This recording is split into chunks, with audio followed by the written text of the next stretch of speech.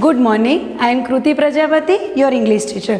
Now today I am going to teach you English portion chapter 4, use of adjective. First of all, what is called adjectives? Adjectives are the words used to describe or modify the noun or pronoun. Adjectives उसे कहते हैं जो noun और pronoun को particular describe करते हैं, उसे adjective कहते हैं. यहाँ पे मैं आपको एक example के थ्रू explain करके समझाती हूँ कि कोई भी sentence हो उसमें कैसे find out करते हैं कि what is adjectives. She is a good player. यहाँ पे उसके बारे में बात की है कि वो एक अच्छी खिलाड़ी है, उसमें उसका adjective क्या हुआ? Good. Okay, now we explain our chapter. Okay, let's start the use of adjectives. In this chapter we will learn how to use adjective in sentence. First of all, an adjective can normally go in two places in a sentence: before noun and after the verb. First we will learn how to use adjective in before noun. Suppose Radha is a tall girl. यहाँ पे बोला गया है कि राधा एक लंबी लड़की है, तो यहाँ पे गर्ल वो नाउन है, उससे पहले ये जो टॉल है वो एडजेक्टिव्स है. उसी तरह शी हैज़ ब्राउन आईज, तो उसकी आंखें कैसी? Brown. Now our another topic is we also describe कि adjective is used before noun and after verb. Now we will learn after the verb be, मतलब कि is, am, are, was, were, etc. After feel, smell, taste, look, seems, etc. The sky is blue. तो sky कैसा है? Blue. पर यहाँ पे कैसे पता चला कि एडजेक्टिव का यूज वर्ब के बाद है? तो यहाँ पे देखिए ये इज है वो वर्ब है, उसके बाद ये ब्लू वाला है वो एडजेक्टिव्स है.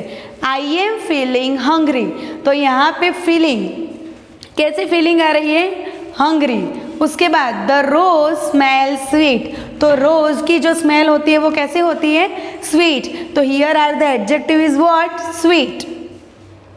Now we will explain our first exercise. Choose a noun with an adjective to complete the sentences. यहाँ पे ये जो एक ब्रैकेट में दिया गया है वो नाउन है और यहाँ पे ये सब है वो एडजेक्टिव्स है. Suppose our first example is pizza is an blank. तो पिज़्ज़ा कैसे डिश है? तो यहाँ से हम लेंगे इटालियन और यहाँ से होगा डिश. तो pizza is N Italian dish. Now our another example is my uncle has bought a blank. तो new car, कार पर कैसी? न्यू. तो इसमें ये जो न्यू है वो एडजेक्टिव्स है. उसके बाद the car was running at a blank, तो आंसर आएगा फास्ट स्पीड. तो यहाँ से हम लेंगे फास्ट और फिर यहाँ से लेंगे स्पीड. तो उसमें जो फास्ट है वो क्या है? एडजेक्टिव्स. उसके बाद the hill was covered with blank, तो आंसर आएगा ग्रीन प्लांट्स. तो प्लांट्स पर कैसे प्लांट्स? तो ग्रीन. तो उसमें जो ये ग्रीन है उसको हम एडजेक्टिव्स कहेंगे. It means if you ask how, why in any sentence and the answer give you one word, तो that's called a adjectives. Suppose the blank is not difficult to learn, answer आएगा English language. तो language क्या है? Noun पर कैसी? English language. She was wearing a blank in her hair, तो answer आएगा red rose. पर रोज उसमें भी पर्टिकुलर कैसा? Red rose. Now we explain our another exercise. Choose a verb plus an adjective to complete each sentence. Verb और adjectives को बारी बारी से यहाँ से लेके आपको एक कंप्लीट सेंटेंस बनाना है. जैसे कि ही स्टोरी ब्लैंक, तो उसकी स्टोरी कैसे आएगी? आंसर आ रहा है साउंड्स फॉल्स. तो यहाँ पे आपने क्या यूज किया? Verb plus adjectives. This cloth blank feels soft, तो यहाँ से हमने लिया फील्स और यहाँ से लिया सॉफ्ट. तो फील्स है वो वर्ब है और सॉफ्ट है वो एडजेक्टिव्स है. Now we will explain our another exercise. Put the words in the correct order and write the sentence. Is big house a it? तो उसको पर्टिकुलर फॉर्म में लिखेंगे तो क्या होगा? It is a big house. Now I am also explain some another exercise. Nisha an is girl intelligent, तो क्या आएगा, Nisha is a intelligent girl. Now I explain our another exercise. Put the words in the correct order and write sentences.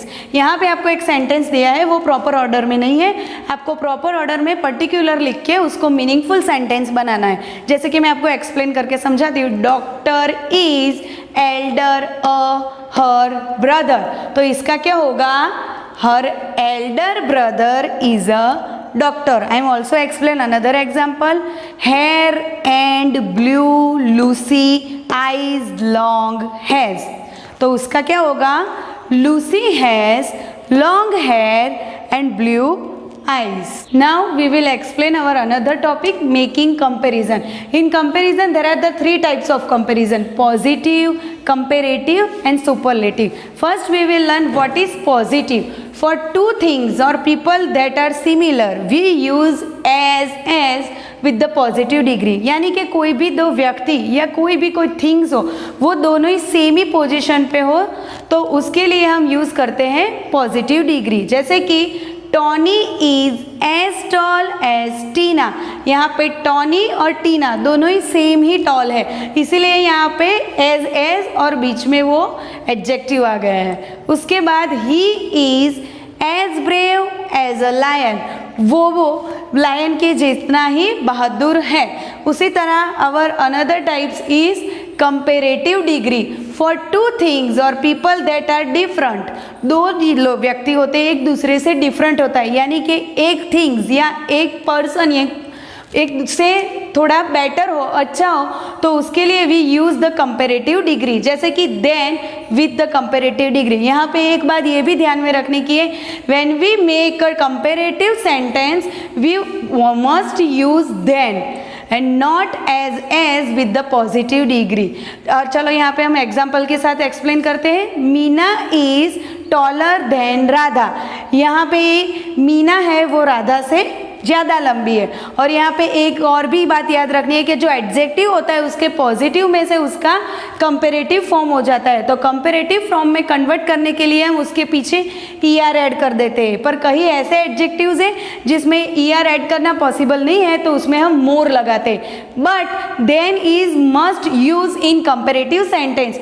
Of course Radha is not as tall as Meena, यहाँ पे ये भी कहा गया कि राधा है वो मीना के जितनी टॉल नहीं है. In a negative sentence we can use so as in place of as. Negative sentence में हम सो एज की जगह सो एज यूज करेंगे. जैसे कि यहाँ पे हमने पहले देखिए कि Meena is taller then Radha, but Radha Meena जितनी टॉल नहीं है, तो उस सेंटेंस को इस तरीके से बनाएंगे, Radha is not so tall as Meena. Okay, our third types of comparative degree is superlative form. For the three or more things of people that are different, दो से ज़्यादा लोगों की और दो से ज़्यादा चीज़ों के बारे में बात की गई हो, तो उसमें हम यूज़ करते हैं सुपरलेटिव डिग्री.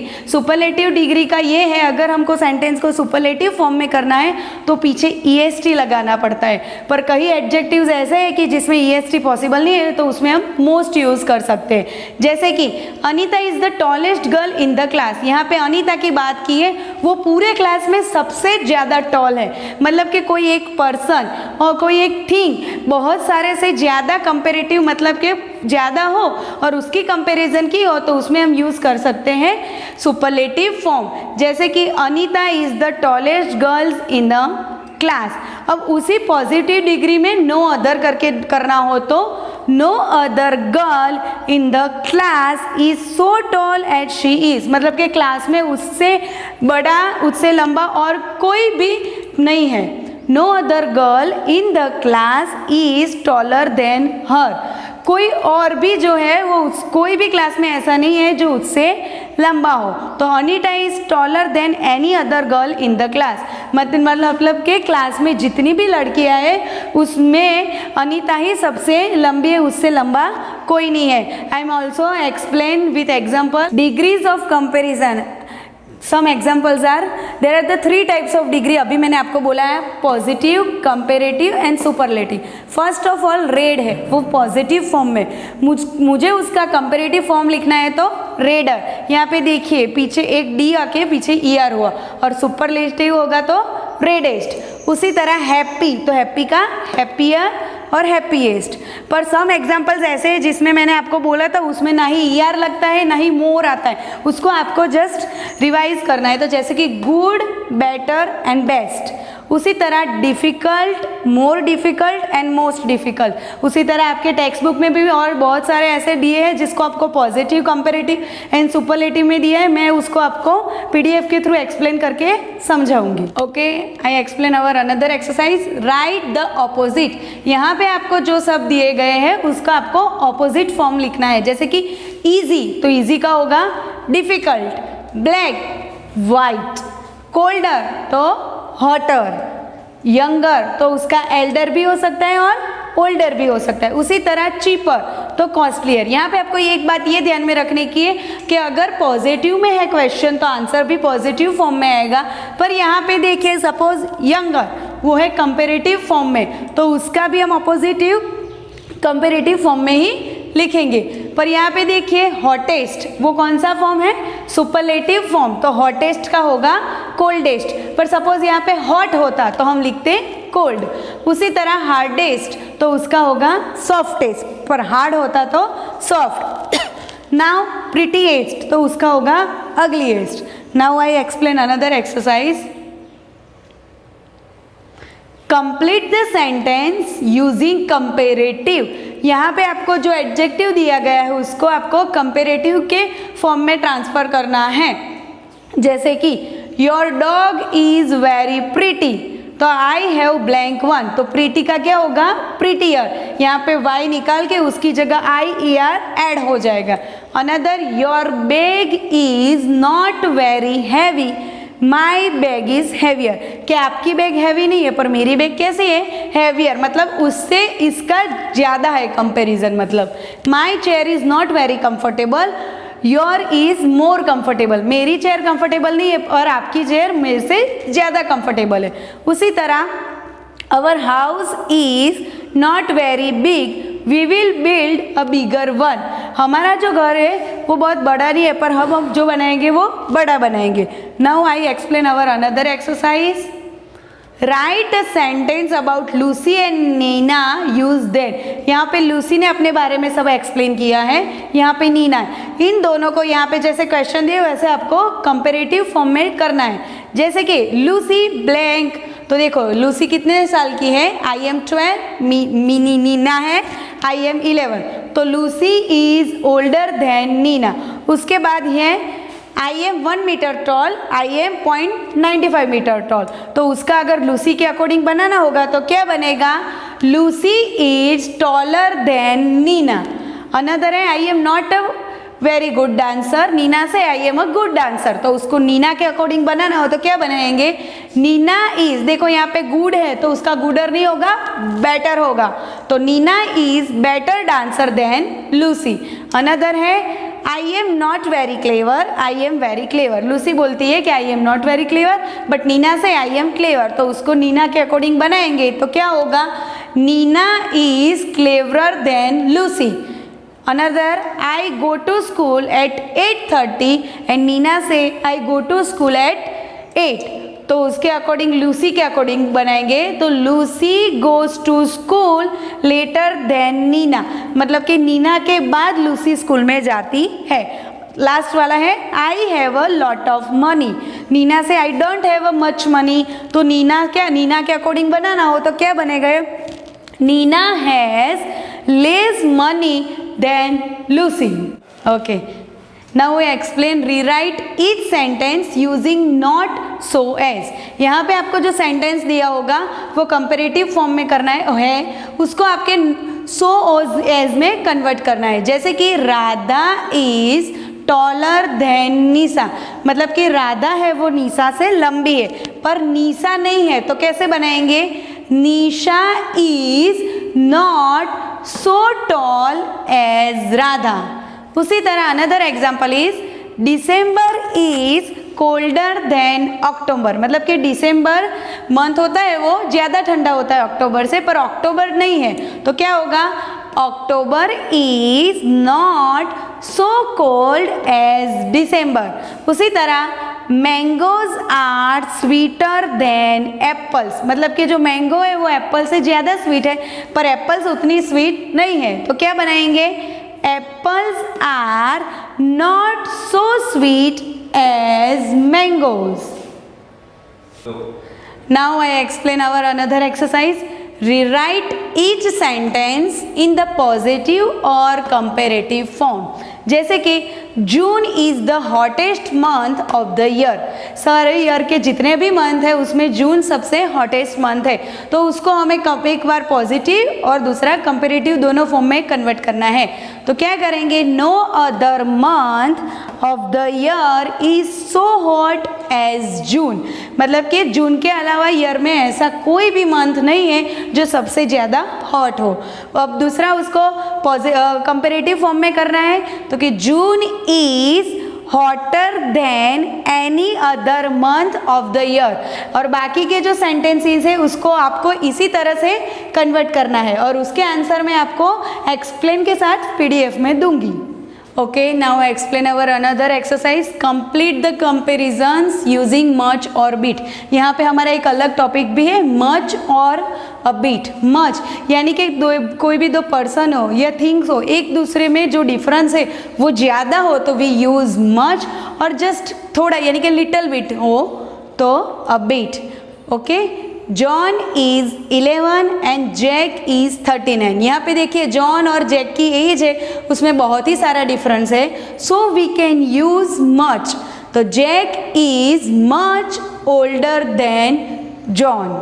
उसी तरह दूसरा एग्जाम्पल है, Jenny is a 4 feet tall and Lucy is 4 feet 1 inch. तो यहाँ पे दोनों की जो है उसमें थोड़ा ही डिफरेंस है, जैसे कि इसका 4 फीट है और इसका 4 फीट और 1 इंच, मतलब कि थोड़ा ही है तो लिटिल बिट, तो वी यूज अ बीट। तो Lucy is a bit taller than Jenny। Okay, I also explain some another examples with complete the comparison using much or beat। जैसे कि Manu is 10 years old, Misha is 10 years 2 months। मैंने पहले ही आपको बताया था अगर दो चीज़ या दो पर्सन हो उसके कंपैरिजन में थोड़ा ही चेंजेस हो तो we can use a bit, और ज़्यादा डिफरेंस हो तो वी कैन यूज मच। पर यहाँ पे देखिए मनु की जो एज है वो 10 years है, और जो Misha is bit older than Manu. उसके बाद अनदर एग्जाम्पल है, my shirt cost is ₹350 and your shirt cost is ₹190। यहाँ पे देखिए कि जो शर्ट की कॉस्ट है मेरी और उसकी दोनों में बहुत ही ज़्यादा डिफरेंस है, ये है ₹350 और ये है ₹190। So we can use much. तो my shirt cost much more than your shirt. उसी तरह आपको बाकी के सेंटेंस को अच्छी तरीके से लिखना है। Okay, now we explain our last exercise. Write the comparison for each picture. यहाँ पे आपको जो सारे पिक्चर्स दिए हैं उसके अंडरस्टैंड करके फिर आपको सब कंपेरिजन करनी है। जैसे कि यहाँ पे देखिए फर्स्ट वाला जो पिक्चर है फिश का है, सभी की अलग अलग कंपेरिजन है। सबसे ज़्यादा बड़ी कौन सी है, ए वाली फिश, सबसे छोटी बी वाली। तो यहाँ पे दो एडजेक्टिव्स को यूज़ करके हमें ये चारों सेंटेंस बनाने हैं, बिग और स्मॉल। यहाँ पे हमें कंपेरिजन दी है ए और डी की। ए और डी की कंपैरिजन में आपने देखना है, तो यहाँ पे देखिए ये ए वाली फिश है वो ज़्यादा बिगर है, तो क्या लिखेंगे, A is bigger than D. Now our another comparison is B, fish B and C. तो देखिए बी और सी में क्या डिफरेंस है कि बी वाली है वो छोटी है, तो बी इज स्मॉलर देन सी। पर यहाँ पे देखिए ए ये सबसे बड़ी है, तो उसमें हम कौन सा यूज करेंगे, सुपरलेटिव फॉर्म। तो ए इज द बिगेस्ट, और उसी तरह बी है वो सबसे छोटी है, तो बी इज द स्मॉलेस्ट। उसी तरह अनदर एग्जाम्पल्स है, वहाँ पे अनदर पिक्चर दिया है पेंसिल्स का। There are the 4 types of pencils according to long and short. So now we will explain our another examples, B and D. तो यहाँ पे आपको इजीली समझ में आ जाएगा कि बी की कंपैरिजन में डी है वो ज़्यादा लॉन्ग है, पर यहाँ पे हमें बी के अकॉर्डिंग लिखना है, तो हम लिखेंगे कि B is shorter than D. Now another comparison है सी एंड ए। तो पिक्चर्स में आप देखिए कि सी और ए, तो उसमें सी क्या है, ए से ज़्यादा लंबी है, तो C इज लॉन्गर देन ए। अब B, चारों में देखिए B ही सबसे छोटी है अकॉर्डिंग टू लेंथ, तो यहाँ पे हम यूज करेंगे सुपरलेटिव डिग्री, तो B इज द शॉर्टेस्ट। और according to D, according to length, D is also long according to all pencils, so D is the longest. Now we will explain our another sentence. Pictures यहाँ पे है, 4 अलग अलग students दिए हैं, उन सभी ने अपनी अपनी एज बताई हुई है, तो आपको अकॉर्डिंग टू यंग और ओल्ड एडजेक्टिव को यूज़ करके ये पूरा करना है। फर्स्ट है ए और बी। यहाँ पे ए स्टूडेंट्स को देखिए, उसकी एज है 13 और बी की है 9, तो ए के अकॉर्डिंग ए हुआ बी से बड़ा, तो ए इज ओल्डर देन बी। अब सी और डी की कंपैरिजन है, तो सी है 14 इयर्स और डी है, सी है 11 इयर्स और डी है 14 इयर्स, तो C is younger than D. अब अकेले बी का अकॉर्डिंग टू सुपरलेटिव फॉर्म्स, तो देखिए सबसे यंगेस्ट मतलब कि सबसे छोटा कौन है, बी वाला, तो लिखेंगे बी इज द यंगेस्ट। और सबसे बड़ा कौन है, डी वाला, तो यहाँ पे लिखेंगे, पर यहाँ पे प्रिंट है सी, तो C is the oldest. Now I also explain our last pictures and also last exercise. यहाँ पे देखिए अलग अलग टाइप्स के शर्ट्स है, उसकी अलग अलग वैल्यूज़ दी हुई है, जैसे कि ए शर्ट है उसके 75 रुपीज़ है, बी के 80 रुपीज़ है, सी के 90 रुपीज़ है और डी के है 85 रुपीज़। तो यहाँ पे according to cheap and costlier, उसकी प्राइस के अकॉर्डिंग आपको कंपेरेटिव और सुपरलेटिव फॉर्म में करना है। जैसे कि फर्स्ट कंपैरिजन दी है ए और डी की, यहाँ पे आप पिक्चर्स में देख सकते हैं कि ए की वैल्यू है 75 रुपीज़ और डी की 85 रुपीज़, तो ए है वो डी से क्या हुआ, चीपर हुआ, तो ए इज चीपर देन डी। उसके बाद सी और बी की कंपैरिजन की हुई है, तो आप देख सकते हैं कि सी की वैल्यू है 90 और बी की है 80, मतलब सी है वो बी से कॉस्टली है, तो क्या होगा, सी इज कॉस्टलियर देन बी। अब यहाँ पे ये जो ए और सी शर्ट के बारे में बात की है, वो हमें सुपरलेटिव एडजेक्टिव्स के अकॉर्डिंग करना है, तो ए सबसे चीप है, देखिए 75, 80, 90 एंड 85, तो ये सबसे चीप हुआ, तो ए इज द चीपेस्ट। उसके बाद सी की बोला है, तो सी सबसे कोस्ट है, देखिए ए के 75, बी के 80, सी के 90 और डी के 85, तो सी वाला जो कोस्ट है शर्ट उस ज़्यादा कॉस्टली है, तो सी इज द कॉस्टलीएस्ट। आपको इसी तरीके से use of adjectives with a different examples के साथ ये सब कुछ अंडरस्टैंड करना है, and I also given a PDF by all exercise with explanation. Thank you.